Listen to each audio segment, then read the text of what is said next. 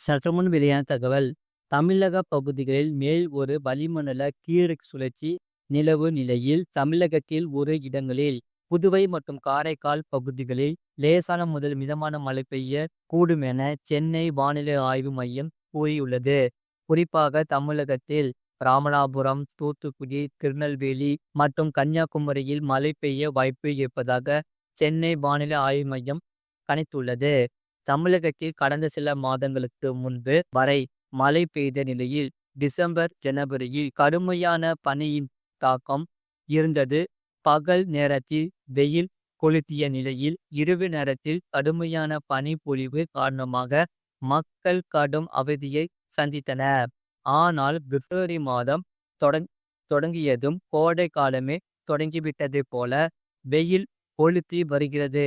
கடந்த 110 ஆண்டுகளில் இல்லாத அளவுக்கு வெயில் பிப்ரவரி மாதத்தில் பதிவானதாக இந்திய இந்திய வானிலை ஆய்வு மையம் எச்சரித்து இருக்கிறது. இந்த நிலையில் கடந்த சில நாட்களுக்கு முன்பு பூமத்திய ரேகை அருகில் வளிமண்டல சுழற்சி உருவானதால் கன்னியாகுமரி, தென்காசி, நெல்லை, திண்டுக்கல், தேனி, ராமநாதபுரம், மதுரை உள்ளிட்ட மாவட்டங்களில் மழை பெய்தது. மிகப்பெரிய அளவில் மழையின் தாக்கம் இல்லை என்றாலும், லேசான பெய்த மழையால் வெப்பம் தணிந்து குளிர்ச்சியான காலநிலை நிலவியது. இந்த நிலையில் தமிழகத்தில் வெயில் தாக்கம் மீண்டும் அதிகரிக்கும் என சென்னை வானிலை ஆய்வு மையம் கூறி இருந்தது. 20ஆம் தேதி வரை வறட்சியான வானிலை நிலவும் எனவும், ஒரு சில இடங்களில் லேசான முதல் மிதமான மழை பெய்ய கூடும் என சென்னை வானிலை ஆய்வு மையம் கூறியிருந்தது. இந்த நிலையில் தமிழகத்தில் 20ஆம் தேதி வரை வெயில் தாக்கம் அதிகரிக்கும் எனவும், அதே நேரத்தில் தமிழக பகுதிகளில் மேல் நிலவும் வளிமண்டல கீழடுக்கு சுழற்சி காரணமாக தென் தமிழகத்தில் ஒரு சில இடங்களிலும், வட தமிழகத்தில் ஓரிரு இடங்களிலும், புதுவை மற்றும் காரைக்கால் பகுதிகளிலும் இடியுடன் கூடிய லேசான முதல் மிதமான மழை பெய்யக்கூடும் என சென்னை வானிலை ஆய்வு மையம் தெரிவித்துள்ளது.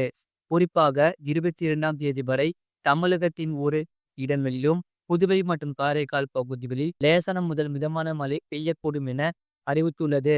இந்த நிலையில் தமிழகத்தில் இன்று நீலகிரி, கோவை, திருப்பூர், ராமநாதபுரம், தூத்துக்குடி, திருநெல்வேலி, கன்னியாகுமரி ஆகிய மாவட்டங்களில் மழைக்கு வாய்ப்பு இருப்பதாக சென்னை வானிலை ஆய்வு மையம் தெரிவித்துள்ளது.